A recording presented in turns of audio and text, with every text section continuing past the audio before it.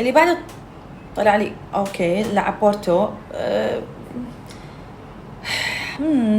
لا ما راح اختار لك جالينو 10. سعيد مبابي عندك أهم اختبار بالشامبيونز ليج، يا هرا يا ورا. بناء على هم بدأوا بداية مو زينة بالشامبيونز ليج، يعني باريس سان جيرمان عموما، بس بعدين بيو بيو بيو بيو بيو بيو يعني. فحنقول نمبر 2. اوكي 2 حتى لا تزعلون من عندي. موراتا صراحة يعني بالبداية قدم أشياء فرينايسية، يعني راح أختار رقم 5 بالشامبيونز ليج. يعني بشاكو يا لاعبين بورتو، خلاص يا أخي خلاص بورتو خلاص.